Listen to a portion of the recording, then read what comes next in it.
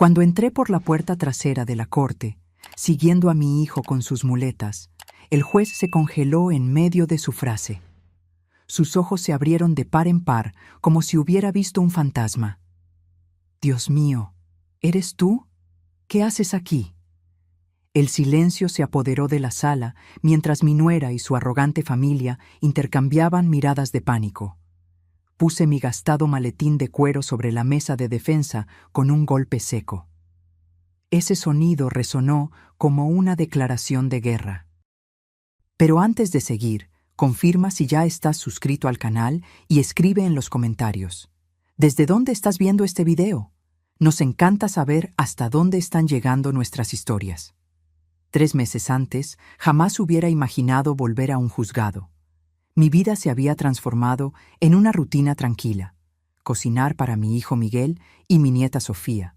Cuidar de nuestro pequeño jardín y ocasionalmente ayudar con la contabilidad de algunos negocios del barrio.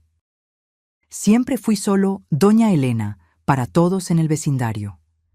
La madre dedicada que había criado sola a un hijo ejemplar, que logró construir su propia casa en las afueras de la Ciudad de México después de años de arduo trabajo como ingeniero civil.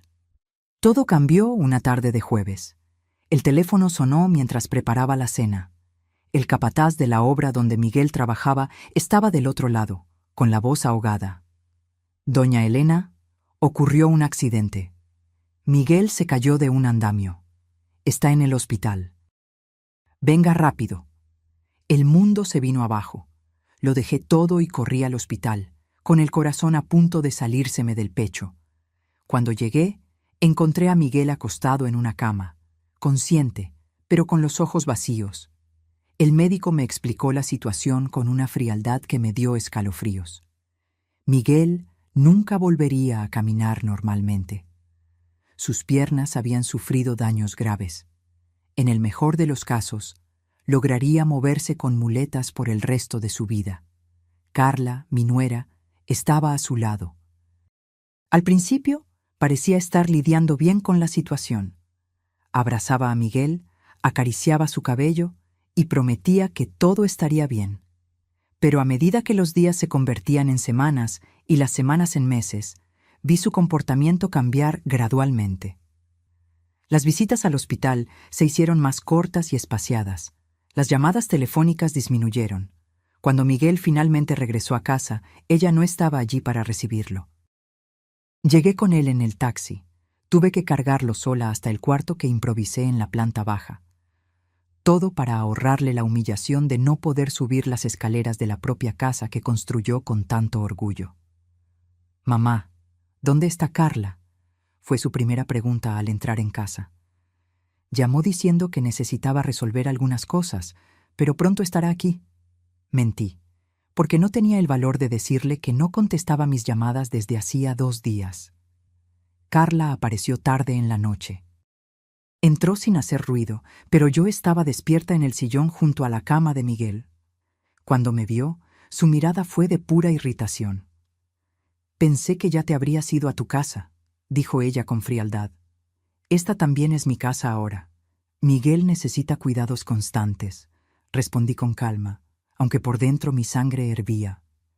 Los días que siguieron fueron una tortura. Carla no se esforzaba por ocultar su desprecio por la nueva condición de Miguel. Salía frecuentemente. Volvía tarde oliendo a perfume caro que yo sabía que mi hijo no había comprado.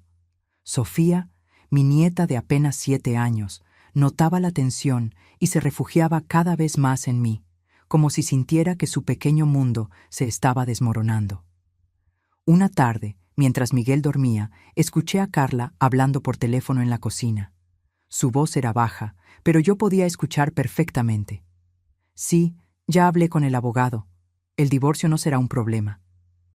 Él está prácticamente inválido ahora. Sí, la casa es lo más importante. Conseguiremos al menos la mitad, tal vez más. No, la suegra no sabe nada». Mi corazón se heló. La casa que Miguel construyó ladrillo a ladrillo, ahorrando cada centavo de su sueldo por años, estaba en riesgo. el lugar donde le prometí que nunca seríamos desalojados, donde finalmente sintió la seguridad que no tuvimos durante toda su infancia, cuando vivíamos de renta en renta después de que su padre nos abandonó. Contuve mi rabia y decidí observar más. En los días siguientes, noté a Carla tomando fotos de muebles, documentos, haciendo anotaciones sobre todo en la casa, como si estuviera preparando un inventario. Hablaba frecuentemente con alguien por teléfono, siempre saliendo al patio para que no la escucháramos. Entonces, una mañana de domingo, lanzó la bomba durante el desayuno. «Miguel, necesitamos hablar», dijo ella, poniendo un folder sobre la mesa. «Esto ya no está funcionando. Quiero el divorcio». Miguel dejó caer la taza que sostenía. Sus ojos, ya tristes por meses, se llenaron de una desesperación que me partió el alma. «Carla, ¿por qué? Sé que estoy diferente, pero sigo siendo el mismo hombre. Aún puedo ser un buen esposo, un buen padre». Su voz se quebró. «No es eso», ella cortó fríamente. «Ya no siento lo mismo desde hace mucho tiempo. El accidente solo aceleró lo inevitable». Luego, mirándome directamente con una sonrisa cínica, añadió: «Y claro, según mi abogado, la casa tendrá que ser vendida. Es un bien adquirido durante el matrimonio. Tengo derecho a la mitad». El rostro de Miguel palideció aún más. La casa era todo para él, su mayor orgullo, la prueba concreta de que había cumplido la promesa hecha a mí cuando aún era adolescente. «Un día, mamá, tendremos una casa que nadie podrá quitarnos». Esa noche, después de que Sofía durmió, encontré a Miguel llorando silenciosamente en el balcón, agarrado a sus muletas como si fueran lo único que lo mantenía en pie. «Mamá», susurró, «¿qué voy a hacer? Esta casa es todo lo que tengo para dejarle a Sofía». Me senté a su lado y sostuve su mano. Por un momento, volví en el tiempo y vi a mi niño de 10 años, llorando después de que su padre nos abandonó. La misma expresión desamparada, el mismo temblor en los labios.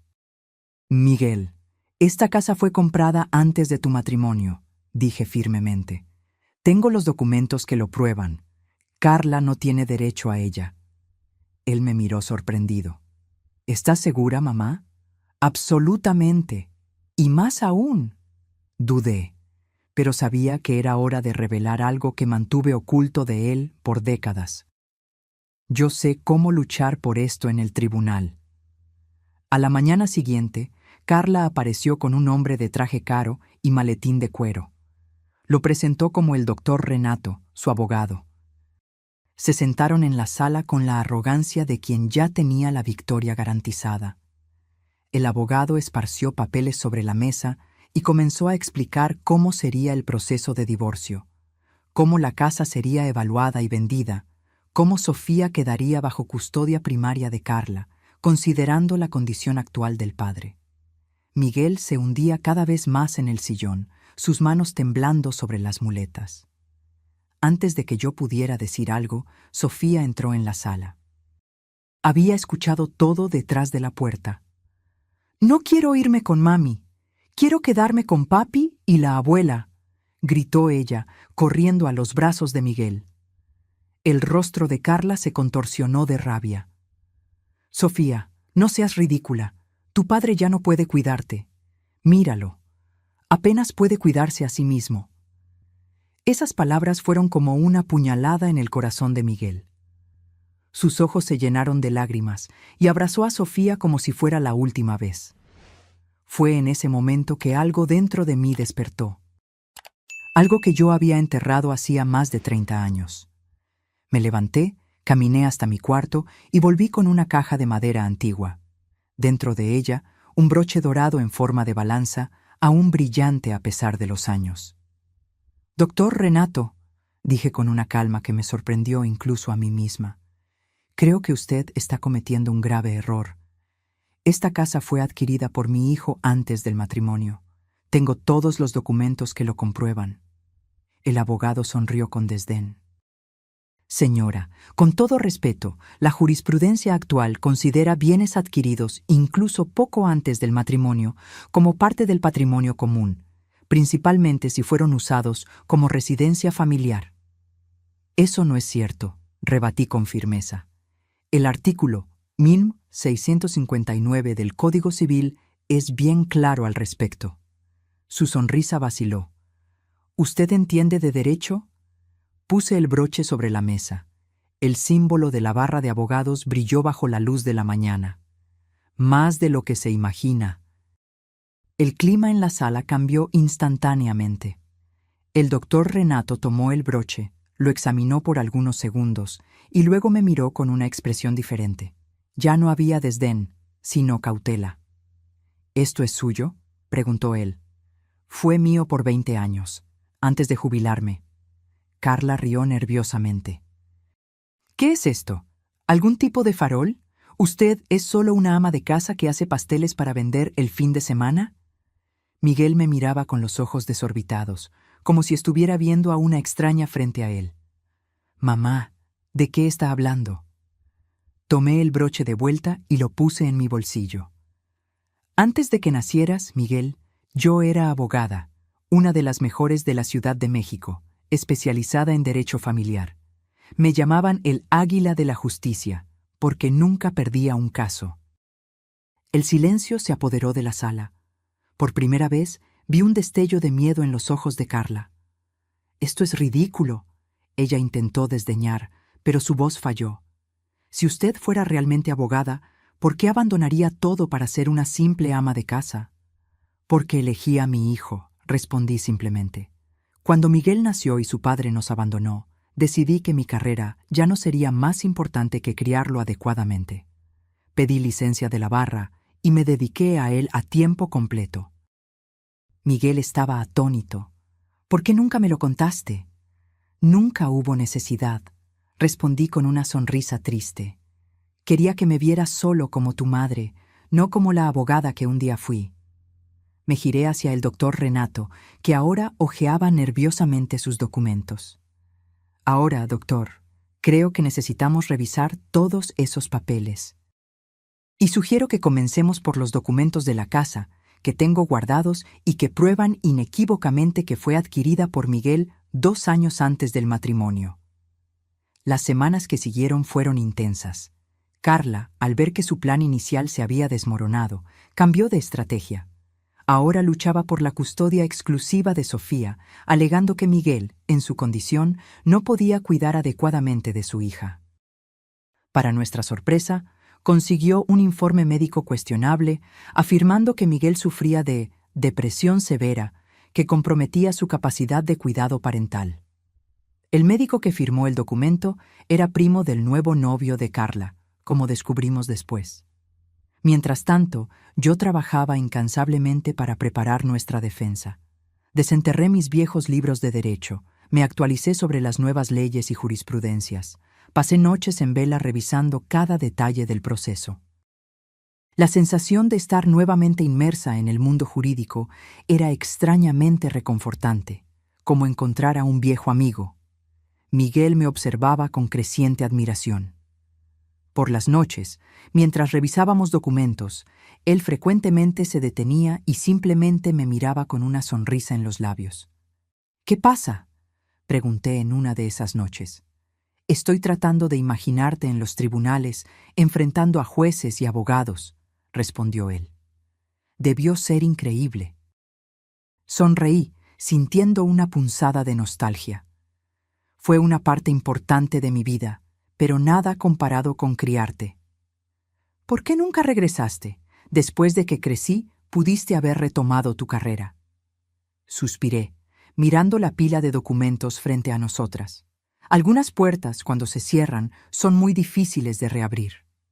No le conté toda la verdad. No mencioné el último caso que defendí, el escándalo que involucró a un juez corrupto, las amenazas que recibí, la decisión de desaparecer de la vida pública para proteger a mi hijo. Algunas heridas son demasiado profundas para ser expuestas, incluso después de tantos años. Cada día la audiencia se acercaba. Carla intensificó su campaña contra Miguel. Comenzó a llevarse a Sofía lejos los fines de semana, volviendo con la niña cargada de regalos caros y la cabeza llena de promesas de una vida lujosa si se quedaba con su madre. ¿Sabías que si te vienes a vivir conmigo, tendrás tu propia habitación con televisión? Escuché a Carla decirle a Sofía una tarde en que trajo a la niña de vuelta. Y podemos tener un perrito, el que siempre quisiste.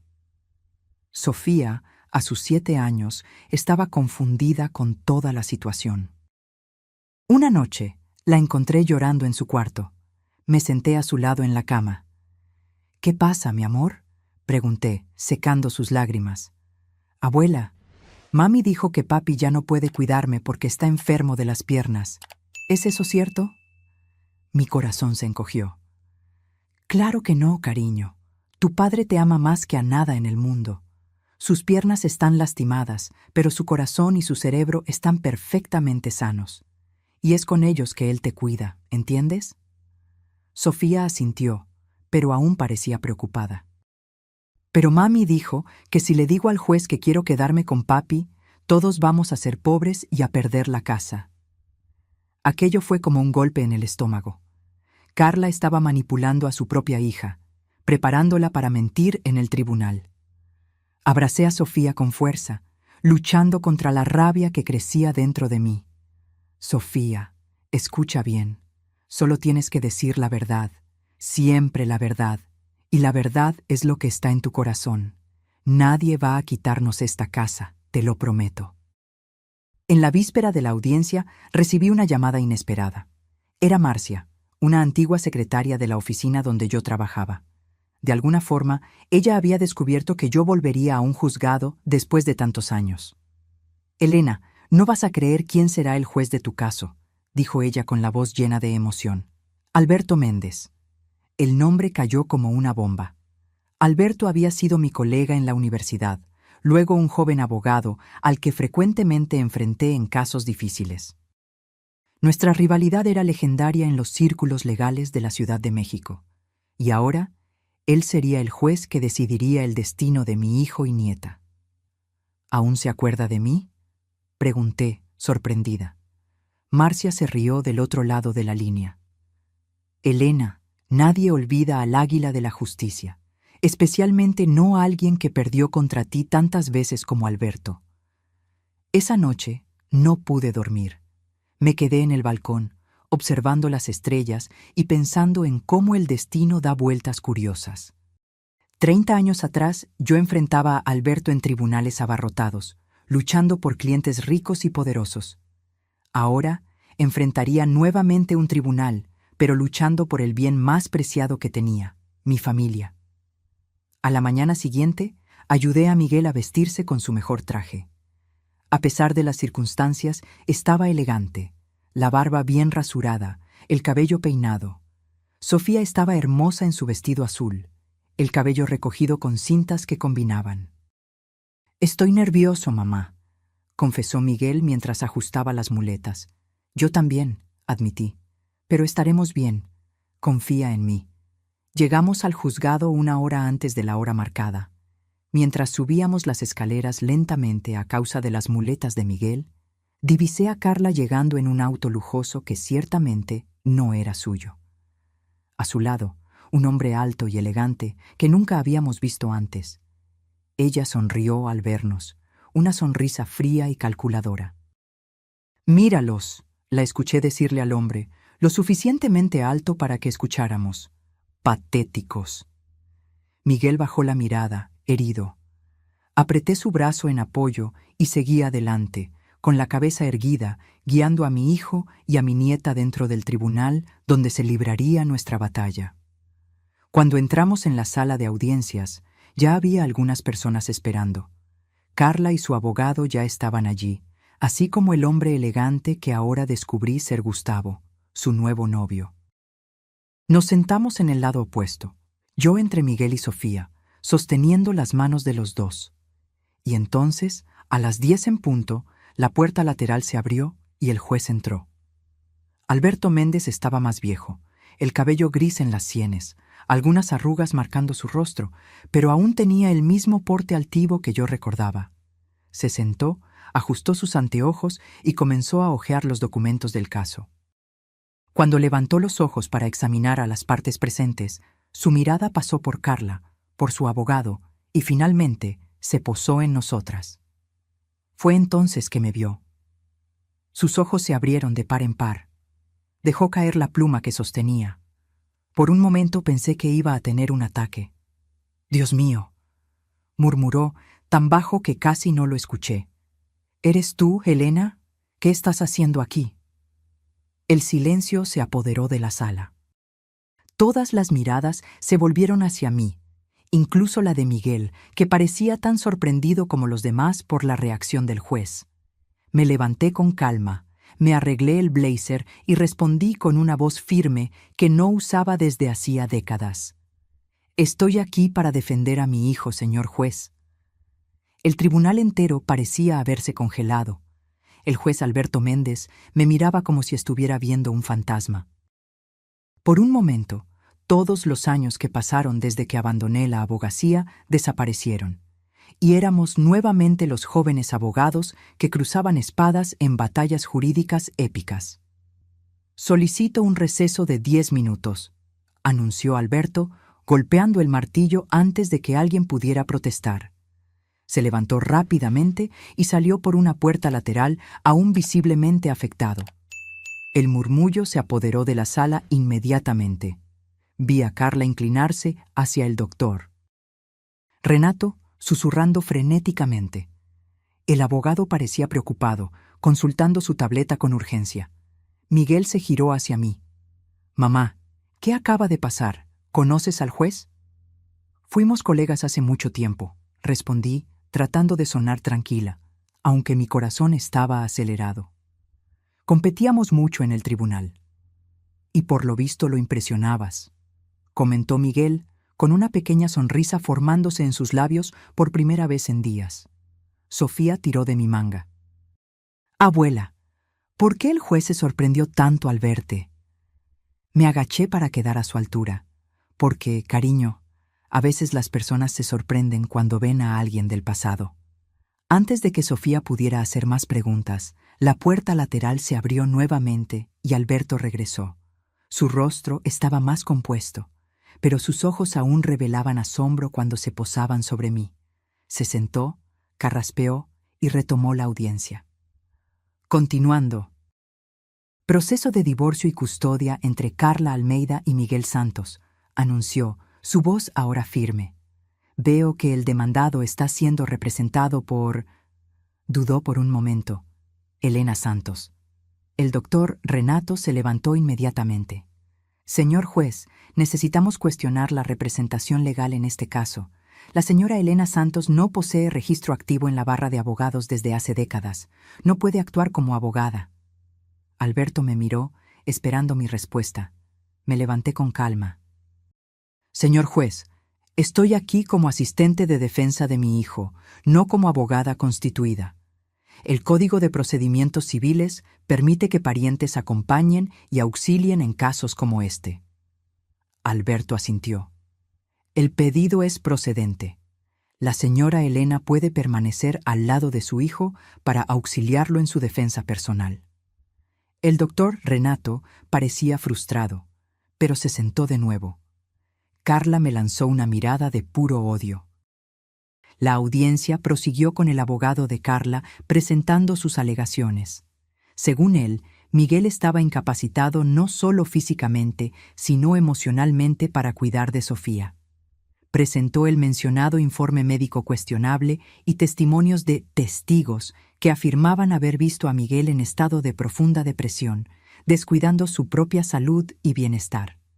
Además, continuó el doctor, «Renato, la casa, aunque adquirida antes del matrimonio, fue sustancialmente modificada y valorizada durante la unión, con inversiones conjuntas de la pareja. Por lo tanto, se configura como bien común a ser compartido». Mientras él hablaba, yo tomaba notas meticulosamente. Cada mentira, cada distorsión, cada manipulación de los hechos era registrada para ser desmentida después. Miguel asistía a todo en silencio, su rostro una máscara de dolor contenido. Cuando llegó nuestro turno, me levanté con una energía que no sentía desde hacía años. Señor juez, comencé, el caso ante su señoría no es solo un divorcio común, sino un intento calculado de destruir la dignidad de un hombre bueno y honesto, cuya única falla fue sufrir un accidente de trabajo. Vi a Alberto levantar ligeramente las cejas. Él siempre apreciaba cuando yo iba directo al grano. En primer lugar, sobre la casa, continué, entregando al oficial de justicia un folder con documentos. Estos son los registros de compra, fechados 2 años antes del matrimonio. Además, todos los comprobantes de pago del financiamiento, hechos exclusivamente con el sueldo de Miguel Santos. El juez examinó los documentos con atención mientras yo continuaba. En cuanto a la alegación de inversiones conjuntas, no hay un solo comprobante de que la señora Carla haya contribuido financieramente a mejoras o modificaciones en la propiedad. Al contrario, tenemos aquí, entregué otro folder, todos los recibos de materiales y mano de obra, nuevamente pagados exclusivamente por Miguel Santos. El doctor Renato interrumpió. Señor juez, el trabajo doméstico de la esposa también debe ser considerado como contribución. Estoy plenamente de acuerdo, respondí antes de que el juez pudiera hablar. El trabajo doméstico debe ser valorado. Sin embargo, tenemos testimonios de 2 empleadas domésticas que trabajaron en la residencia de la pareja durante todo el periodo del matrimonio, pagadas íntegramente por el señor Miguel Santos. La contribución doméstica de la señora Carla fue, como mínimo, limitada. Vi a Carla apretar los puños con rabia. Su rostro estaba rojo. Sobre la custodia, proseguí, el informe médico presentado por la parte contraria fue emitido por un profesional que tiene parentesco de primer grado con el actual compañero de la señora Carla. Solicito que sea desconsiderado por flagrante conflicto de interés y que sea determinada nueva evaluación por perito judicial independiente. Alberto asintió, tomando notas. Parecía impresionado, y eso me dio más confianza para continuar. Además, la defensa quisiera solicitar la audiencia de la menor Sofía Santos, que está presente hoy, para que ella pueda expresar su opinión sobre con quién desea residir conforme prevé el estatuto del menor. El doctor Renato se levantó nuevamente, agitado. Señor juez, la niña tiene solo 7 años. No tiene discernimiento para tomar tal decisión y ciertamente fue influenciada por la abuela. Alberto reflexionó por un momento. El pedido es procedente. Escucharé a la menor en mi despacho, sin la presencia de los padres o abogados. Carla palideció. Sabía que su plan de manipular a Sofía para que mintiera en el tribunal se había desmoronado. Con Alberto hablando directamente con Sofía, sin su influencia, la verdad saldría a la luz. Alberto llamó a Sofía a su despacho. La niña me miró, asustada. «Adelante, cariño», le susurré. «Recuerda lo que hablamos. Solo di la verdad». Sofía asintió solemnemente y siguió al juez fuera de la sala. Los 15 minutos que siguieron fueron los más largos de mi vida. Miguel apretaba mi mano con fuerza, su rostro tenso de preocupación. Del otro lado de la sala, Carla no paraba de cuchichear con su abogado y lanzarnos miradas furiosas. Cuando finalmente la puerta se abrió y Sofía regresó con el juez, la expresión de Alberto era seria, pero había un brillo en sus ojos que reconocí bien. Era el brillo que siempre tenía cuando estaba a punto de hacer justicia. Tras escuchar a la menor, anunció, y analizar cuidadosamente las pruebas presentadas por ambas partes, determino que la guarda provisional de Sofía Santos queda con el padre, señor Miguel Santos, con visitas supervisadas para la madre, señora Carla Almeida, hasta la conclusión de una evaluación psicológica completa de la familia. El rostro de Carla se contorsionó de furia. «¡Esto es un absurdo!», gritó, levantándose bruscamente. «Usted los está favoreciendo porque conoce a esta vieja. Señora Almeida». Alberto golpeó el martillo con fuerza. «Otro comentario como ese y será retirada del tribunal por desacato. Y en cuanto a la casa, determino que permanezca como bien exclusivo del señor Miguel Santos, conforme a la documentación presentada. Miguel dejó escapar un suspiro de alivio tan profundo que pareció venir de su alma. Sofía corrió a abrazarlo, una inmensa sonrisa iluminando su carita que hacía semanas parecía tan triste. Mientras Alberto cerraba la sesión y marcaba la próxima audiencia, me di cuenta de que Carla y su abogado ya se preparaban para salir, derrotados. Antes de que pasaran por la puerta, sin embargo, Carla se giró y nos lanzó una última mirada. «Esto no ha terminado», dijo entre dientes. «Ustedes no saben con quién se están metiendo». Esa amenaza flotó en el aire como una nube oscura. Mientras abrazaba a Miguel y Sofía, sentí un escalofrío recorrer mi espalda. Carla tenía razón en una cosa. Aquello estaba lejos de terminar. Cuando salimos del juzgado, había reporteros esperando. De alguna manera, la noticia de que la legendaria Águila de la Justicia había regresado se había esparcido. Micrófonos fueron empujados en mi dirección, flashes disparados. Protegí a Miguel y Sofía lo mejor que pude, abriéndome paso entre la multitud. «Doña Elena, ¿es verdad que usted regresó a la abogacía después de 30 años? ¿Cómo se siente al enfrentar al juez Méndez nuevamente? ¿Por qué abandonó la carrera en el apogeo del éxito?» Ignoré todas las preguntas, enfocada solo en llevar a mi familia a casa a salvo. Pero cuando finalmente llegamos al auto, una última pregunta me golpeó como una flecha. «Doña Elena, ¿usted cree que el caso Monteiro puede finalmente ser reabierto después de todos estos años?» Me detuve de repente. Mi sangre se heló en las venas. El caso Monteiro. El caso que me forzó a abandonarlo todo. El caso que me hizo temer por la vida de mi hijo. El caso que pensé que estaba enterrado hacía 3 décadas. De alguna manera, el pasado que tanto intenté dejar atrás me había encontrado nuevamente.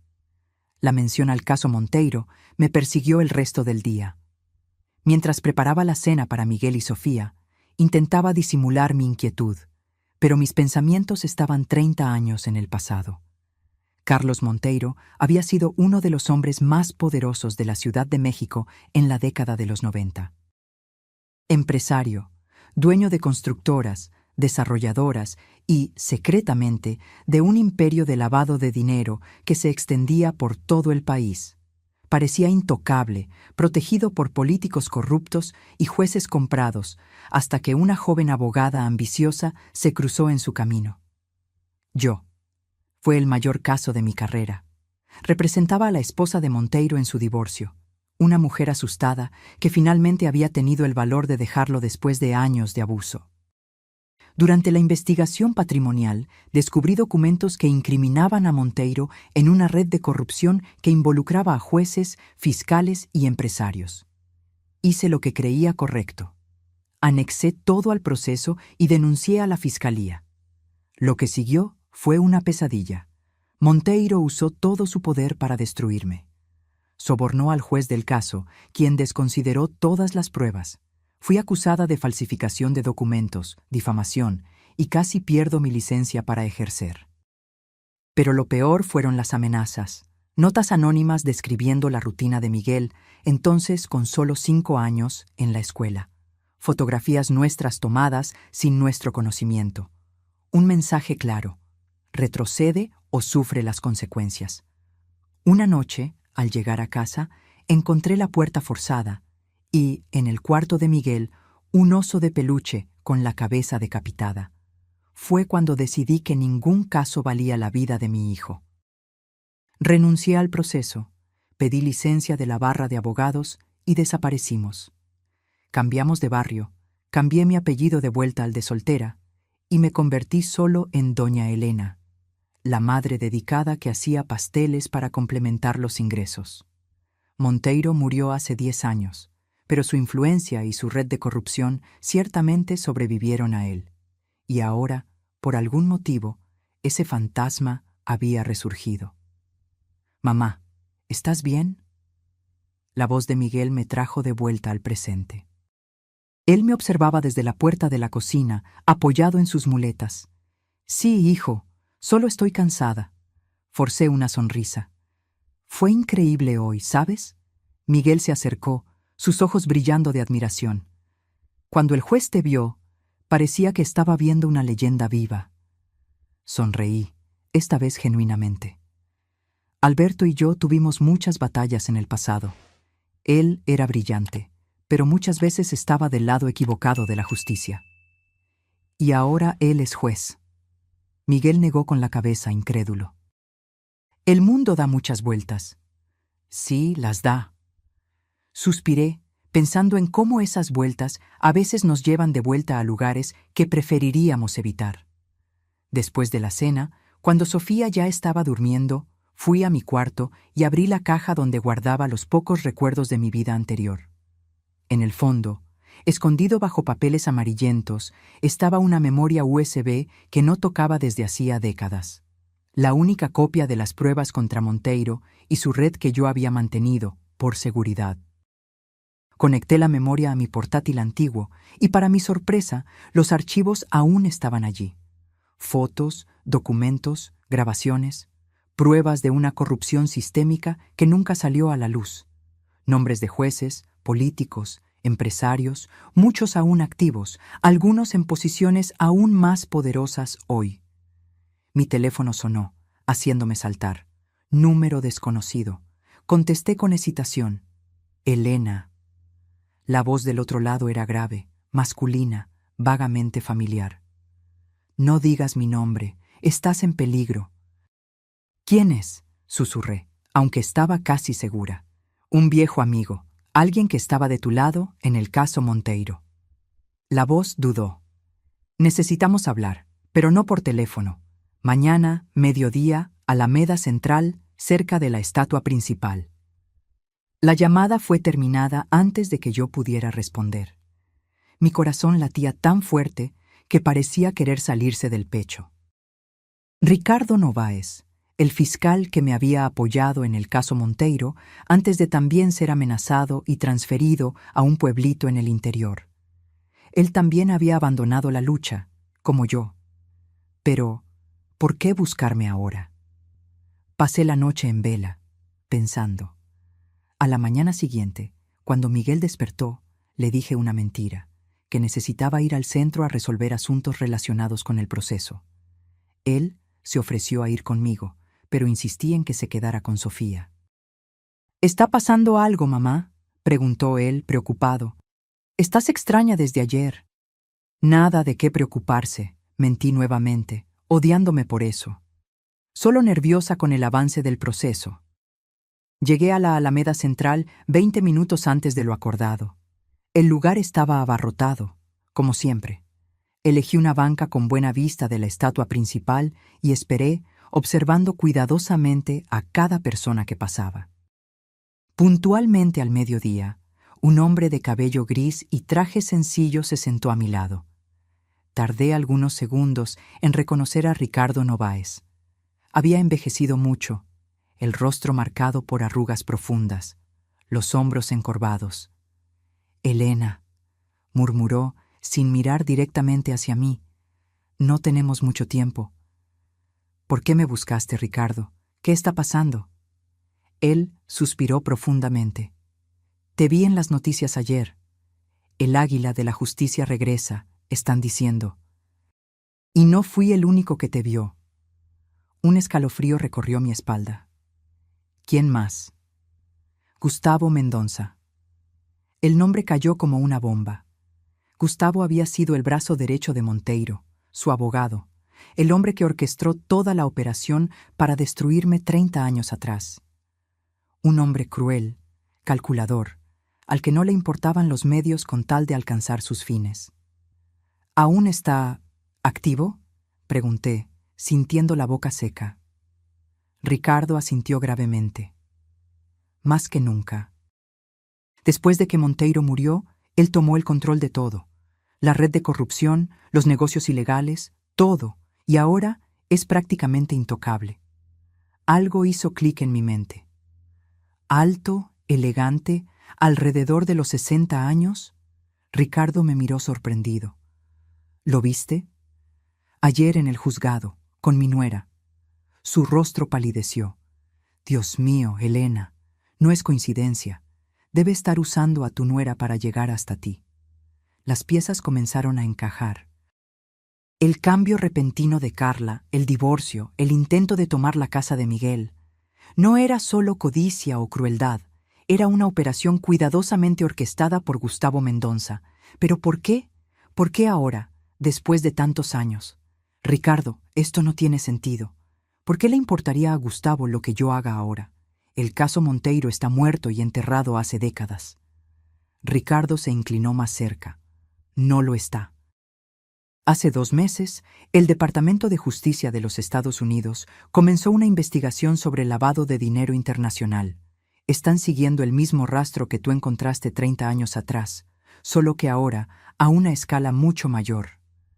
Mi corazón dio un salto, y las pruebas que yo tenía serían suficientes para derribar no solo a Gustavo, sino a la mitad del poder judicial de la capital y a varios políticos poderosos. Ricardo miró nerviosamente a su alrededor. Gustavo debe haber descubierto que guardaste copias, y ahora que reapareciste públicamente, él quiere asegurarse de que no voy a entregarlas. Completé, sintiendo un nudo en el estómago. Exactamente. Está usando a tu nuera para atacarte, Elena. Probablemente la encontró por casualidad, pero cuando descubrió quién era ella, la transformó en un arma contra mí y mi hijo. Mi voz se quebró. ¿Y ahora? ¿Aún tienes las pruebas? Asentí lentamente. Entonces, tienes 2 opciones, dijo Ricardo, su rostro una máscara de seriedad. Entregar todo al FBI, que está coordinando la investigación con la Policía Federal, o destruirlo todo y esperar que Gustavo crea que ya no eres una amenaza. ¿Y si entrego las pruebas? Tú y tu familia necesitarán protección. Los testigos contra personas como Gustavo tienen un historial pobre de supervivencia. Nos quedamos en silencio por unos momentos. La plaza continuaba su ritmo normal a nuestro alrededor. Personas apuradas, vendedores ambulantes, niños corriendo. Un mundo ajeno al drama que se desarrollaba en nuestra pequeña banca. Necesito pensar, dije finalmente, y necesito proteger a Miguel y Sofía. Ricardo asintió, levantándose. Usa este teléfono para contactarme, dijo, deslizándome discretamente un celular prepago. Es seguro. Y Elena, ten cuidado. Gustavo no es el tipo de hombre que se rinde fácilmente. Observé a Ricardo alejarse entre la multitud, sintiendo el peso del mundo sobre mis hombros. 30 años atrás, había elegido la seguridad de Miguel en detrimento de la justicia. Ahora, estaba nuevamente ante el mismo dilema, solo que esta vez, la amenaza ya estaba dentro de nuestra casa, en la forma de Carla y su nuevo novio. Cuando regresé a casa, encontré a Miguel en el balcón, jugando a las cartas con Sofía. Al verme, su rostro se iluminó. «¿Cómo te fue en el centro, mamá?», preguntó. «Productivo», respondí vagamente. «Miguel, necesitamos hablar, sobre Carla». Él suspiró, la sonrisa desapareciendo. «¿Descubriste algo nuevo?» «Sofía, cariño», me dirigí a mi nieta. «¿Puedes ir por ese pastel de chocolate a la cocina para nosotros?». La niña asintió alegremente y corrió adentro. Cuando estuvo lo suficientemente lejos, me senté al lado de Miguel. «Hijo, ¿llegaste a conocer al nuevo novio de Carla? ¿Gustavo?». Miguel frunció el ceño. «Solo de vista». «¿Por qué? ¿Sabes a qué se dedica? ¿De dónde lo conoce?». Carla dijo que es empresario, dueño de constructoras o algo así. Lo conoció en una fiesta de trabajo, creo. Miguel me miraba confuso. «Mamá, ¿qué está pasando?». Hesité. Contarle toda la verdad a Miguel significaría involucrarlo en un peligro que no pedía ni merecía. Pero mantenerlo en la oscuridad podría ser aún más peligroso. «Miguel, ¿recuerdas que te conté que abandoné la abogacía para dedicarme a ti?». Él asintió. No fue toda la verdad. Abandoné porque estábamos siendo amenazados a causa de un caso que yo estaba investigando. Un caso de corrupción que involucraba a personas muy poderosas. Los ojos de Miguel se abrieron de par en par. ¿Y qué tiene eso que ver con Carla? El hombre con quien ella está ahora, Gustavo Mendonça, era parte de ese esquema de corrupción. Y creo que él está usando a Carla para llegar hasta nosotros, especialmente ahora que volvía a aparecer públicamente. Miguel palideció. Dios mío, ¿crees que Carla sabe esto? ¿Que ella nos está traicionando conscientemente? Suspiré. No sé, hijo. Puede estar siendo manipulada o puede ser cómplice. De cualquier forma, estamos en peligro. En ese momento, Sofía regresó con un plato de pastel, una sonrisa inocente en su rostro. Miguel y yo intercambiamos una mirada preocupada. Nuestra pequeña familia, que acababa de ganar una batalla en el juzgado, ahora enfrentaba una amenaza mucho mayor. Y yo sabía que, esta vez, no podía simplemente huir y empezar de nuevo.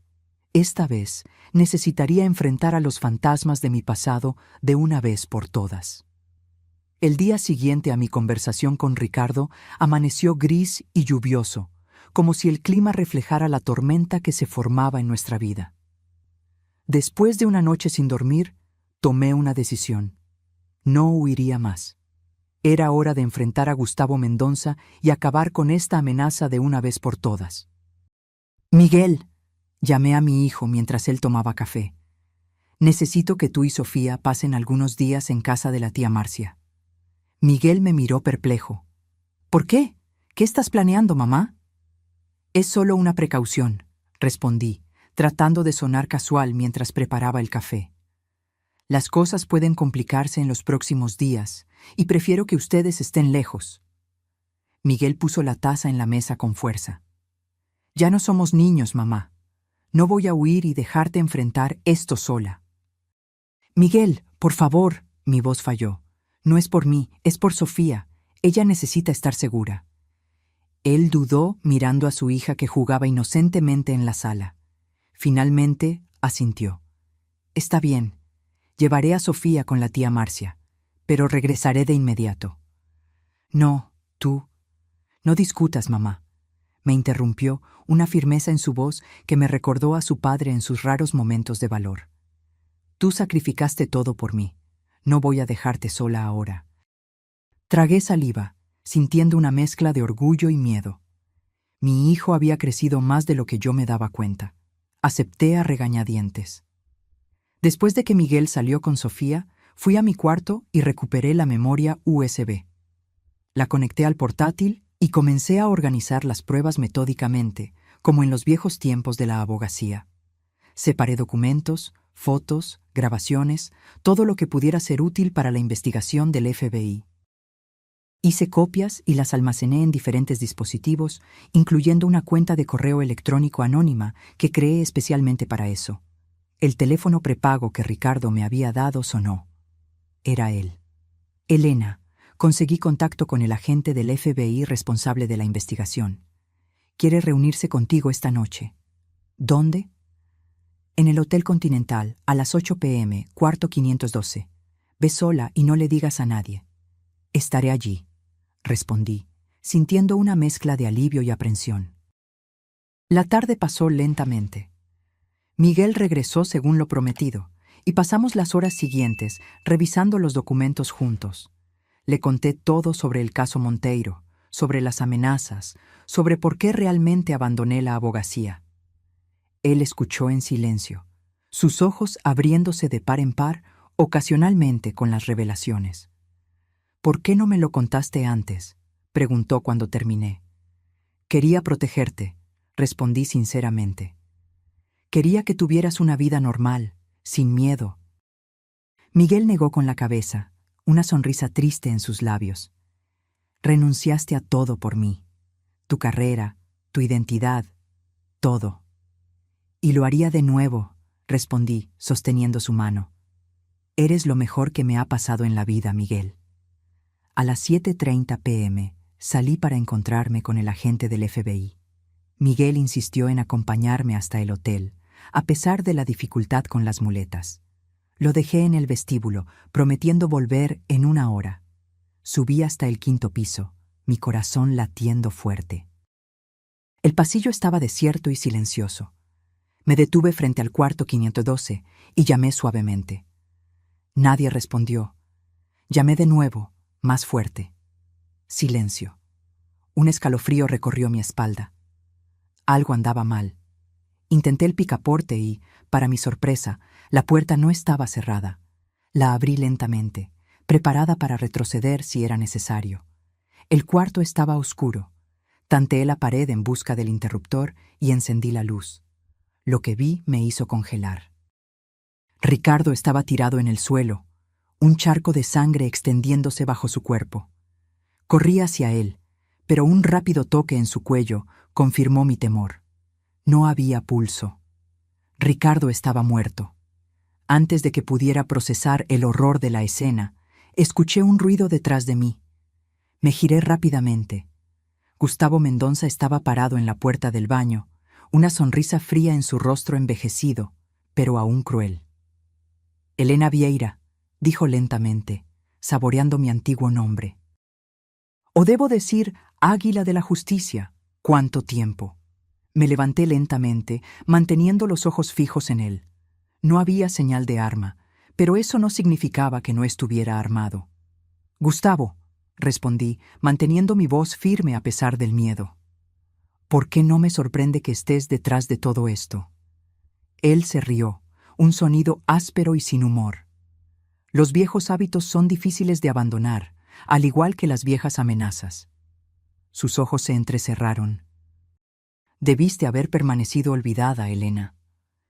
Y tú deberías estar en la cárcel, repliqué, junto con todos los jueces y políticos que tú y Monteiro compraron. Gustavo dio algunos pasos por el cuarto, rodeándome como un depredador. Carlos era un visionario, ¿sabías? Construyó un imperio, y cuando murió, me lo dejó todo, excepto un problema. Tú y tus malditas pruebas. ¿Entonces ese es eso? Después de todos estos años, ¿aún temes que yo exponga tus crímenes? No es miedo, Elena. Es prudencia. Los americanos están investigando, husmeando por ahí. Si te encuentran, si descubren lo que sabes. Dejó la frase en el aire. No puedo permitirlo. Di un paso hacia la puerta, calculando mis posibilidades. ¿Qué quieres, Gustavo? Pregunté, ganando tiempo. ¿Las pruebas? Ya no las tengo. Destruí todo hace años. Sus ojos brillaron peligrosamente. Ambos sabemos que eso es mentira, Elena. Siempre fuiste demasiado meticulosa como para no tener un seguro. Se acercó más. ¿Dónde están las pruebas? Lejos de tu alcance, respondí. Y si algo me sucede, serán entregadas automáticamente a las autoridades. Era un farol, pero mi única oportunidad. Gustavo dudó, sopesando mis palabras. Siempre la misma jugadora inteligente, murmuró. Pero olvidas que ahora tengo una ventaja que no tenía antes. ¿Cuál? Tu hijo y tu nieta. Su sonrisa se ensanchó al ver el pánico en mi rostro. Oh, no te preocupes, están bien, por ahora. Pero vas a entregarme todas las pruebas, o la próxima persona en el suelo será tu precioso Miguel. Mi sangre se heló. Si los tocas, eso depende enteramente de ti, Elena. Sacó un celular del bolsillo. Una llamada es todo lo que necesito hacer. Estaba acorralada. Si entregaba las pruebas, no habría garantía de que Gustavo nos dejaría en paz. Ciertamente me mataría, como mató a Ricardo. Pero si me negaba, Miguel y posiblemente Sofía estarían en peligro inmediato. En ese momento, escuché un ruido en el pasillo. Pasos, voces. Gustavo también escuchó y se giró rápidamente hacia la puerta. Fue el momento de distracción que yo necesitaba. Con un movimiento rápido que no sabía que aún poseía a mis 60 años, avancé sobre él. No era una mujer fuerte, pero la adrenalina y la desesperación me dieron fuerza suficiente para empujarlo contra la pared. Su celular cayó al suelo. Lo pateé lejos y corrí hacia la puerta. Gustavo se recuperó rápidamente y vino detrás de mí, agarrando mi brazo con fuerza. «¡No vas a ir a ninguna parte!», gritó, su rostro contorsionado de rabia. Luchamos brevemente. Yo intentaba soltarme mientras él intentaba arrastrarme de vuelta al cuarto. Fue cuando escuché una voz familiar. «¡Suelta a mi madre!». Miguel estaba en el pasillo, apoyado en sus muletas, el rostro pálido pero determinado. A su lado, para mi completa sorpresa, estaba el juez Alberto Méndez. Gustavo se congeló, sus ojos abriéndose de par en par al ver a Alberto. «Méndez», susurró, «¿qué demonios estás haciendo aquí?» Alberto avanzó, su postura imponente a pesar de la edad, haciendo lo que debía haber hecho 30 años atrás Mendonza. Mi conciencia finalmente habló más alto que mi miedo. Por un momento, no entendí lo que estaba pasando. Entonces, la realidad me golpeó. Alberto había sido uno de los jueces comprados por Monteiro y Gustavo. Era por eso que había archivado mi caso contra Monteiro tantos años atrás. «Tú...» comencé, pero no pude terminar la frase. Alberto me miró con vergüenza en los ojos. «Cuando te vi en el juzgado ayer, Elena, supe que era mi oportunidad de redención. Tu hijo me buscó hoy, preocupado. Me contó sobre tu reunión sospechosa. Vine de inmediato». Gustavo se rió amargamente. «¿Entonces vas a volverte contra mí ahora, Alberto? ¿Después de todos estos años aceptando mi dinero? Hipócrita». «Es tarde para mí», respondió Alberto con calma, «pero no para hacer lo correcto». Sacó su celular del bolsillo. «La policía está en camino, Gustavo. Se acabó». Gustavo miró a su alrededor, como un animal acorralado. Entonces, en un movimiento desesperado, me empujó con fuerza y corrió en dirección a las escaleras de emergencia. Alberto intentó interceptarlo, pero Gustavo fue más rápido y desapareció por la puerta de las escaleras. Miguel se acercó rápidamente, apoyándose en sus muletas, y me abrazó. «Mamá, ¿estás bien? Me preocupé cuando tardaste. El juez Méndez apareció en el hotel preguntando por ti y...» «Estoy bien», respondí, aún temblando. «Pero Ricardo...» Señalé el cuarto, donde el cuerpo de mi antiguo amigo yacía. Alberto fue hasta allí y regresó con el rostro grave. «Necesitamos llamar a la policía de inmediato. Y tú necesitas contar todo, Elena, todo». En los minutos siguientes, el hotel se llenó de policías. Fuimos llevados a la delegación, donde pasé horas prestando declaración, entregando las pruebas que había guardado por tanto tiempo, explicando cada conexión, cada crimen que había descubierto 3 décadas atrás. El delegado que me escuchaba parecía cada vez más atónito con las revelaciones. «Señora Elena», dijo finalmente, «esto es mucho más grande de lo que imaginábamos. Voy a necesitar involucrar a la Policía Federal y a la Fiscalía, y usted y su familia necesitarán protección». Miré a Miguel, que había permanecido a mi lado durante toda la declaración, y sentí una ola de amor y gratitud por su apoyo. Aún herido, aún enfrentando sus propios desafíos, él estaba allí, fuerte como una roca. «¿Qué sucede ahora?», pregunté al delegado. «Gustavo Mendonza ya está en la lista de buscados. Todas las salidas de la ciudad están siendo monitoreadas. No irá lejos». Hizo una pausa. «En cuanto a su nuera, Carla, necesitaremos interrogarla, determinar su nivel de implicación». Miguel suspiró pesadamente. «Ella probablemente no sabía nada, ¿verdad, mamá? Era solo una pieza en el juego de Gustavo». Puse mi mano sobre la suya. «Probablemente, pero eso no excusa lo que te hizo, hijo». Cuando finalmente fuimos liberados, ya era madrugada, policías nos escoltaron hasta casa, donde 2 agentes se quedarían de guardia hasta que Gustavo fuera capturado. La casa parecía extrañamente vacía sin Sofía, pero yo estaba aliviada de que ella estuviera a salvo con Marcia. Miguel y yo nos sentamos en el balcón, demasiado exhaustos para dormir, aún procesando todo lo que había sucedido. «Siento que te estoy conociendo de nuevo, mamá», dijo Miguel suavemente. «Toda esta historia, tú enfrentando a poderosos, siendo amenazada, renunciando a todo por mí, es surreal». Sonreí cansada. Nunca me arrepentí, ¿sabes?, de elegirte a ti en lugar de la carrera, en lugar de la justicia. Siempre fuiste mi prioridad. Él sostuvo mi mano. «¿Y ahora? Cuando todo esto termine...» Miré al cielo, donde las primeras luces de la mañana comenzaban a aparecer. «No sé. Tal vez, por primera vez en 30 años, pueda finalmente ser quien realmente soy. Elena Vieira, el águila de la justicia. Y Elena Santos, tu madre. Ambas, sin tener que esconder una de ellas. Miguel sonrió. Me gusta esa idea. Sofía adorará saber que su abuela es una especie de superheroína retirada. Me reí, sintiendo un peso salir de mis hombros. El peligro aún no había pasado, pero por primera vez en décadas sentí esperanza verdadera.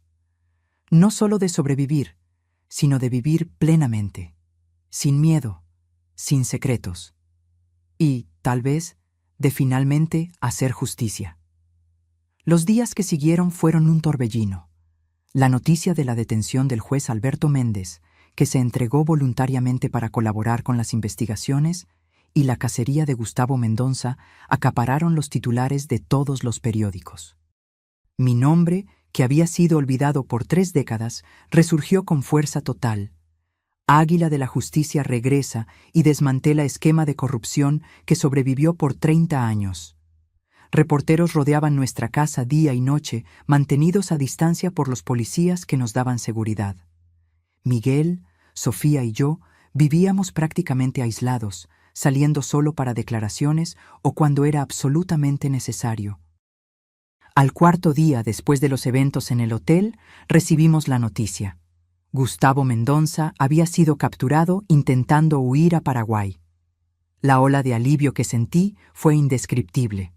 Por primera vez en días, dormí sin pesadillas. A la mañana siguiente, fui llamada para una declaración formal en la Policía Federal. Allí, encontré un equipo de investigadores mexicanos y 2 agentes del FBI que habían volado especialmente a la Ciudad de México después de que las pruebas que proporcioné llegaron a Washington. Señora Vieira, dijo el agente americano, un hombre de mediana edad con acento marcado. Las pruebas que usted conservó son el eslabón que faltaba en nuestra investigación. Usted acaba de ayudarnos a desmantelar una de las mayores redes de lavado de dinero de las Américas.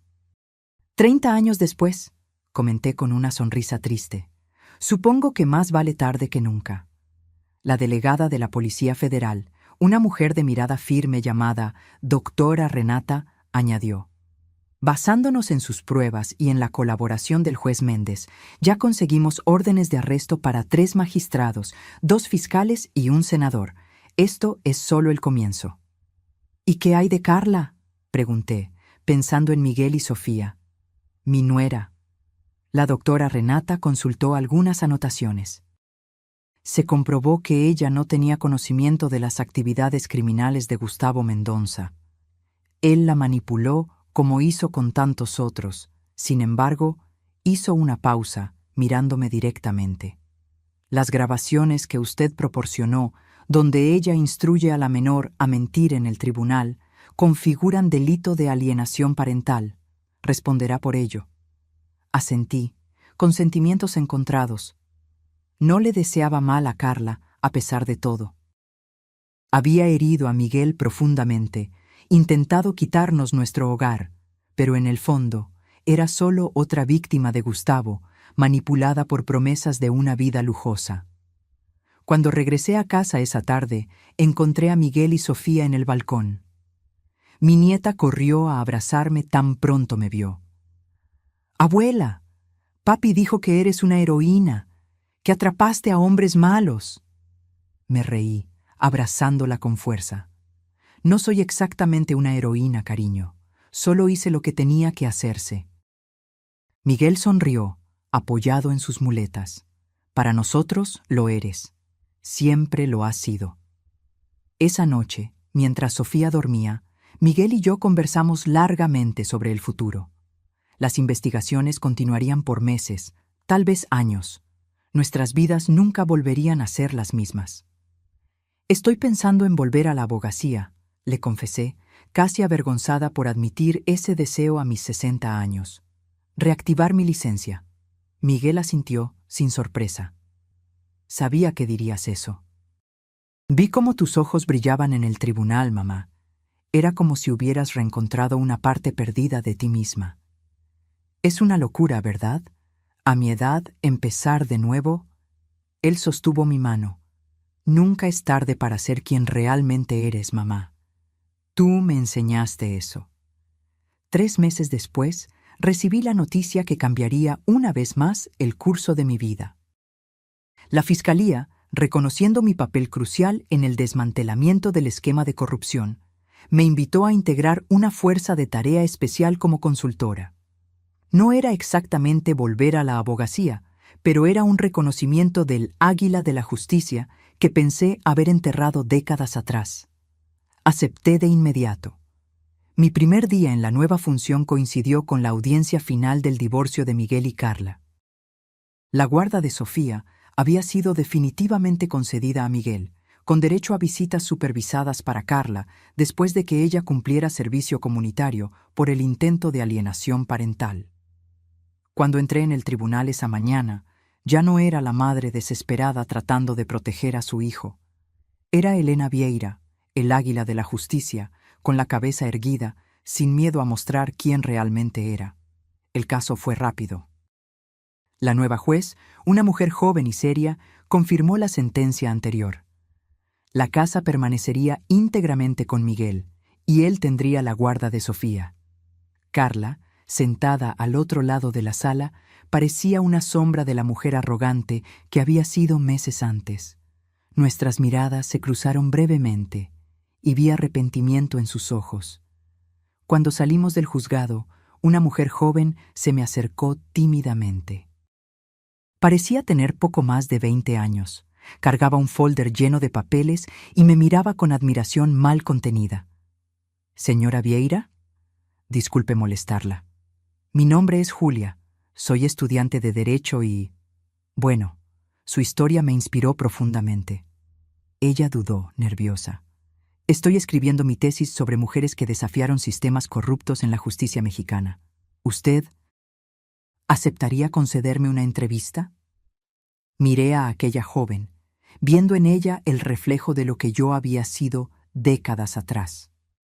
Llena de ideales, determinada a hacer la diferencia. La Elena Vieira que nunca realmente murió, solo esperó pacientemente por su momento de renacer.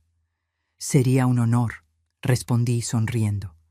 A la semana siguiente, recibí otra llamada inesperada. Era la barra de abogados, invitándome a dar una conferencia sobre ética jurídica para nuevos abogados. Al colgar, sentí una emoción que no experimentaba desde hacía mucho tiempo. Propósito renovado. Miguel notó el cambio en mí de inmediato. Mientras cenábamos, comentó: «Pareces más joven, mamá. Tus ojos están diferentes». «¿Cómo que diferentes?» «Vivos, brillantes, como si hubieran recuperado algo que perdieron hace mucho tiempo». Sonreí sabiendo que él tenía razón. «Sabes, por 30 años viví solo como tu madre, y fue la mejor parte de mi vida, no me malinterpretes. Pero había una parte de mí que estaba dormida, esperando». «El águila de la justicia», completó él. «Sí, y ahora por primera vez siento que puedo ser las dos, tu madre y la abogada que siempre fui en el fondo de mi corazón, sin tener que elegir, sin tener que sacrificar una por la otra». Miguel asintió, pensativo. «Creo que entiendo. Es como me siento con el accidente». Miró sus piernas, a las muletas apoyadas en la silla a un lado. Al principio, pensé que había perdido todo. Mi movilidad, mi independencia, mi matrimonio. Pero ahora veo que gané mucho también. Una nueva perspectiva, una nueva fuerza. «Y Sofía», añadí, mirando a mi nieta que jugaba en la sala. «La tienes por completo ahora». «Exactamente. A veces necesitamos perder algo para encontrar algo aún más valioso». Un mes después de la audiencia final, estacioné mi auto frente a un edificio que no visitaba desde hacía 3 décadas, la sede de la barra de abogados.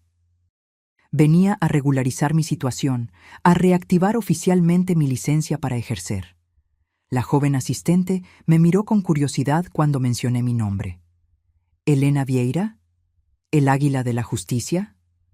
Sonreí, sin más vergüenza al escuchar ese apodo.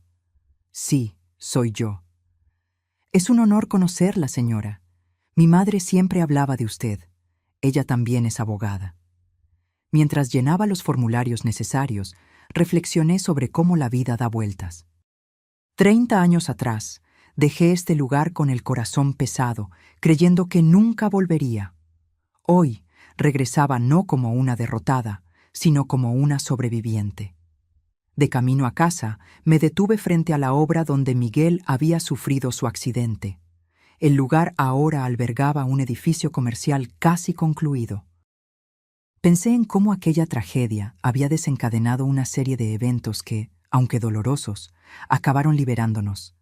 A Miguel del matrimonio tóxico con Carla y a mí de los fantasmas del pasado. Cuando llegué a casa, Sofía corrió a mi encuentro con un dibujo en la mano. «Mira lo que hice en la escuela, abuela». Era un dibujo infantil de una mujer con capa, volando como un águila sobre una ciudad. En letras de colores, ella había escrito «Mi abuela, la superheroína». Mis ojos se llenaron de lágrimas. Abracé a Sofía con fuerza, sintiendo una profunda gratitud por el camino que la vida había trazado para mí. Un camino lleno de desafíos y renuncias, pero también de amor, valor y, finalmente, redención. Esa noche, sentada en el balcón con Miguel, observando las estrellas, pensé en todos los acontecimientos de los últimos meses. En cómo aquel momento en el tribunal, cuando el juez me reconoció con asombro, había sido el punto de inflexión para una nueva fase de mi vida. «¿En qué estás pensando, mamá?», preguntó Miguel, notando mi silencio. «En lo curioso que es el destino», respondí. Cuando entré en aquel tribunal por primera vez, estaba aterrorizada, pero al mismo tiempo había una parte de mí que sabía que era hora de dejar de huir, de enfrentar mi pasado de una vez por todas. ¿Y valió la pena? Lo miré, mi hijo, mi mayor orgullo, y más allá de él, a la sala donde Sofía dormía tranquilamente. Nuestra casa, nuestro hogar seguro, permanecía intacto. Y dentro de mí, el águila de la justicia volaba de nuevo, libre después de décadas de reclusión. «Cada segundo», respondí con convicción, «cada segundo». 1 año había pasado desde aquella primera audiencia que cambió nuestras vidas para siempre. El verano llegó con fuerza total a la Ciudad de México, transformando nuestros días en una sucesión de cielos azules y noches estrelladas. Nuestra casa, que casi perdimos, se convirtió en un símbolo de nuestra resistencia, de nuestra capacidad de superar las mayores adversidades. Miguel progresó significativamente en la fisioterapia. Aunque aún usaba un bastón para distancias mayores, lograba caminar sin apoyo dentro de casa, para alegría de Sofía, que celebraba cada pequeño avance como si fuera una gran victoria. En cuanto a mí, Elena Vieira, el águila de la justicia, renací de las cenizas como un ave fénix. Mi colaboración con la fuerza de tarea de la Fiscalía llevó a la detención de más de 20 personas involucradas en el esquema de corrupción. Jueces, abogados, empresarios, ninguno escapó cuando las pruebas que guardé por 30 años salieron a la luz, complementadas por las declaraciones de Alberto Méndez y otros que decidieron colaborar a cambio de reducción de pena. Gustavo Mendonça fue condenado a 30 años de prisión por homicidio, corrupción activa, lavado de dinero y asociación delictuosa. Su imagen en el tribunal, cabizbajo y derrotado, contrastaba con el hombre arrogante que me había amenazado en el hotel aquella fatídica noche. En una mañana de sábado particularmente calurosa, yo preparaba el desayuno cuando el timbre sonó. Miguel, que leía el periódico en el balcón, me miró con una ceja levantada. No esperábamos visitas. Al abrir la puerta, me congelé. Carla estaba parada en el umbral, pálida y visiblemente más delgada que la última vez que la había visto en el tribunal.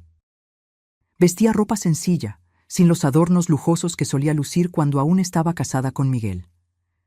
«Elena», dijo, la voz temblorosa, «sé que no tengo derecho a estar aquí, pero necesitaba venir».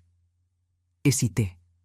Una parte de mí quería cerrarle la puerta en la cara, después de todo el sufrimiento que causó a Miguel y Sofía. Pero otra parte Tal vez la abogada en mí, que siempre buscó la verdad por encima de todo, quería escuchar lo que tenía que decir. «Adelante», dije finalmente, abriendo espacio. Ella dio 2 pasos hacia adentro y se detuvo, insegura. Sus ojos recorrieron la sala, deteniéndose en las fotos familiares, en los juguetes de Sofía esparcidos, en las muletas de Miguel apoyadas en una esquina, rara vez usadas ahora. Miguel apareció en la puerta del balcón, apoyado en su bastón. Su rostro se transformó al ver a Carla, no en rabia o rencor, como yo esperaría, sino en una serenidad sorprendente. «Carla», dijo, sin emoción. «¿Qué haces aquí?» Ella respiró hondo, como si reuniera valor. «Vine a pedir perdón, a ustedes dos. Sé que probablemente no lo merezco, pero necesitaba intentarlo». Le señalé el sofá. «Siéntate». Ella obedeció, las manos temblando ligeramente al posarse en el bolso gastado que cargaba. Miguel se sentó en el sillón de enfrente y yo me posicioné a su lado, protectora como siempre. «Terminé mi servicio comunitario la semana pasada», comenzó Carla, mirando sus propias manos.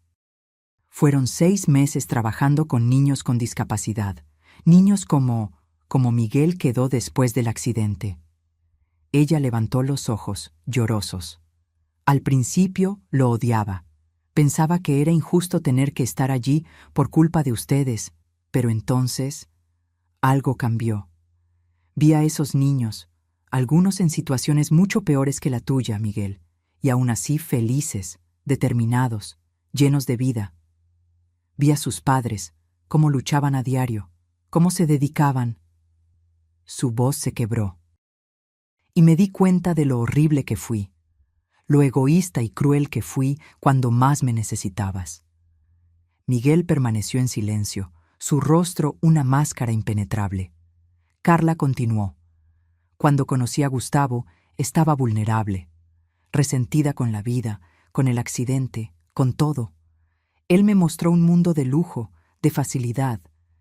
Dijo que yo merecía más, que no necesitaba seguir atada a un hombre roto. Hizo una pausa, secándose una lágrima. Fueron sus palabras, no mías, pero yo le creí. Dejé que me transformara en una persona que ya no reconozco. «¿Por qué nos estás contando esto ahora?», pregunté directamente, manteniendo mi voz neutra. Carla abrió el bolso y sacó un sobre. «Porque quiero que sepan la verdad, toda la verdad. Encontré esto entre las cosas que Gustavo dejó en el apartamento donde estábamos viviendo». Extendió el sobre hacia Miguel, que lo tomó con cautela. Dentro había fotos. Miguel antes del accidente, Sofía en la escuela, yo saliendo del mercado. Éramos claramente observados, seguidos. Había también una lista detallada con nuestros horarios, rutinas, lugares frecuentados. «Dios mío», murmuré, sintiendo un escalofrío recorrer mi espalda. Nos vigilaba desde hacía mucho tiempo. «Desde antes del accidente», confirmó Carla, su voz ahogada. Él planeó todo, Elena. El accidente de Miguel no fue un accidente». Miguel palideció, dejando caer las fotos al suelo. «¿Qué?». Carla se cubrió el rostro con las manos, sollozando abiertamente ahora. Gustavo conocía al capataz de la obra. Pagó para que el andamio fuera saboteado. Quería a Miguel incapacitado, vulnerable, para que yo pudiera ser fácilmente manipulada a dejarlo y, eventualmente, luchar por la casa. Un silencio pesado se apoderó de la sala. La revelación era tan monstruosa, tan calculada en su crueldad, que por un momento ninguno de nosotros pudo reaccionar.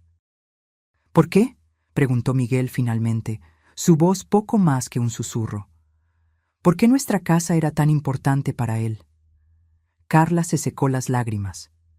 No era la casa en sí, era la ubicación. La constructora de Gustavo estaba comprando todas las propiedades de la manzana para un gran proyecto. Su casa era la única que faltaba. Intentó comprarla legítimamente antes, pero ustedes nunca quisieron vender. Entonces decidió destruirnos, concluí, sintiendo una rabia fría crecer dentro de mí. Herir a Miguel, manipularte a ti, todo para conseguir un pedazo de tierra. Carla asintió, avergonzada. Cuando lo descubrí, fue como despertar de una pesadilla. Me di cuenta de que había sido usada, que había traicionado a las personas que un día amé, por nada. Miguel se levantó, apoyándose en el bastón, y caminó hasta la ventana. Su perfil contra la luz del sol parecía esculpido en piedra. ¿Por qué no llevaste esto a la Policía Federal de inmediato? Tuve miedo, admitió Carla. Miedo de lo que Gustavo podría hacerme, a ustedes, a Sofía, incluso desde la prisión.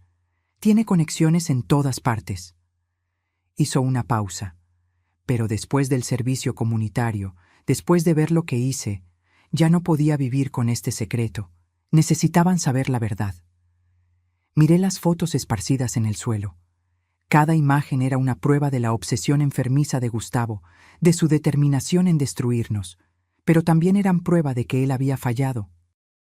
Estábamos allí, aún juntos, aún de pie. ¿Qué quieres de nosotros, Carla?, pregunté directamente. ¿Perdón? ¿Reconciliación?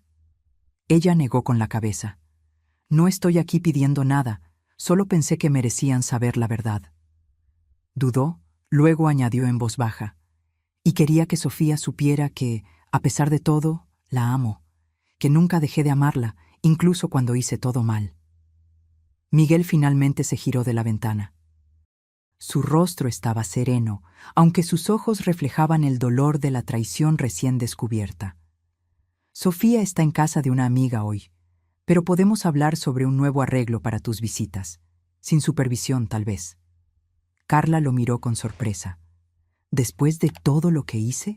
¿Después de lo que acabo de contar? Fuiste manipulada, respondió Miguel con calma. Como todos lo fuimos, de una forma u otra. La diferencia es que tuviste el valor de admitir tus errores y buscar redención. Me miró. Mi madre me enseñó que nunca es tarde para empezar de nuevo, para ser quienes realmente somos. Reconocí mis propias palabras, dichas a él meses atrás. La sabiduría circular de la vida, pasando de madre a hijo y volviendo. Carla nos dejó 1 hora después, con la promesa de llevar formalmente sus descubrimientos a la Policía Federal. Miguel y yo nos quedamos en el balcón, procesando todo lo que habíamos aprendido. ¿Cómo te sientes?, pregunté, observando su perfil contra el sol de la tarde. Extraño, respondió él honestamente. Saber que mi accidente fue planeado, que alguien deliberadamente quiso herirme de esa manera, es difícil de procesar. Puse mi mano sobre la suya. Lo siento mucho, Miguel. Él negó con la cabeza. No lo sientas. Como le dije a Carla, todos fuimos manipulados. Pero míranos ahora. Sonrió, una sonrisa genuina que iluminó sus ojos. Estoy caminando de nuevo. Tengo a Sofía conmigo. Tú recuperaste tu identidad, tu pasión. De cierta forma, Gustavo nos hizo más fuertes. Reflexioné sobre sus palabras. Era verdad. Las pruebas de los últimos meses habían forjado una nueva versión de nosotros mismos, más fuerte, más auténtica. La verdad, por dolorosa que fuera, nos había liberado. Esa noche, mientras Sofía dormía después de un día agotador jugando en casa de su amiga, tomé mi portátil y comencé a escribir. Las palabras fluían fácilmente, décadas de historias no contadas finalmente encontrando expresión.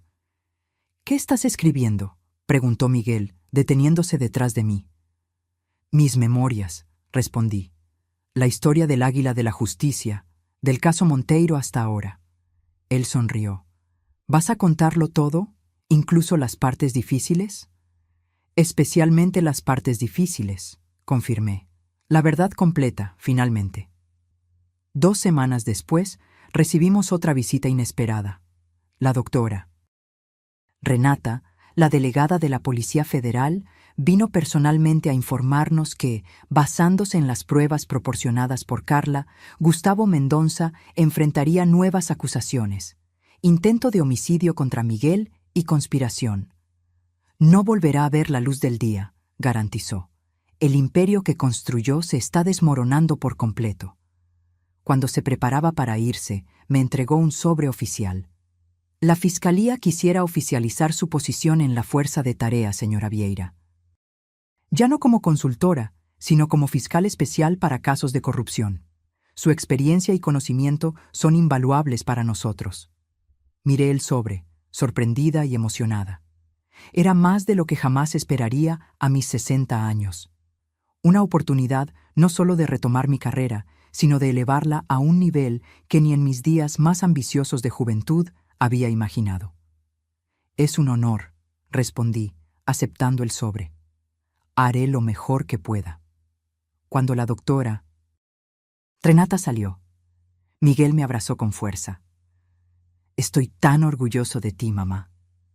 Y yo de ti, hijo, de todo lo que superaste, de cómo enfrentaste cada desafío.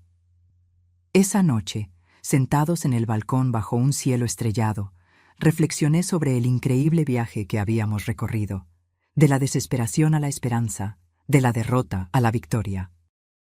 Pensé en la joven abogada que fui un día, tan determinada a cambiar el mundo, en la madre que renunció a todo para proteger a su hijo, y ahora en la mujer que finalmente encontraba el equilibrio entre esas dos partes de sí misma. ¿Sabes qué es lo gracioso?, le dije a Miguel, contemplando las estrellas.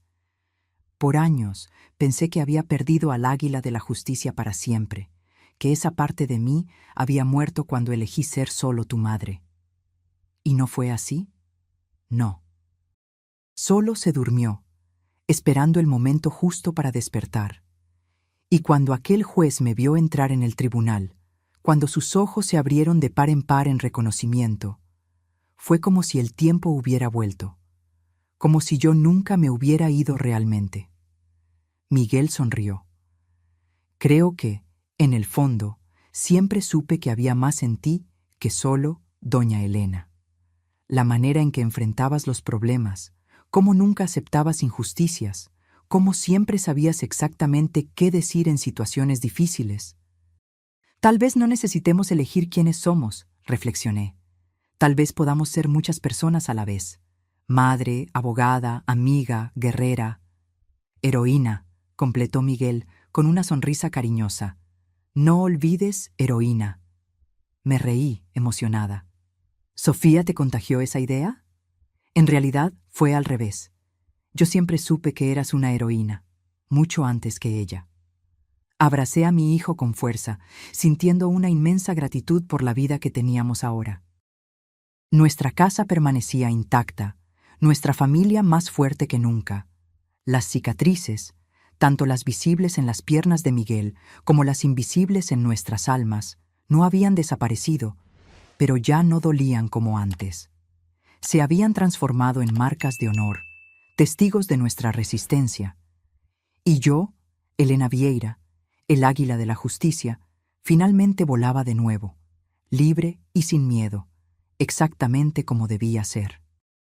Ahora, si te gustó esta historia, haz clic en suscribirte y dime en los comentarios, ¿qué parte te dejó con la boca abierta? Y no olvides hacerte miembro para tener acceso a videos exclusivos que no subo aquí. Te espero allí.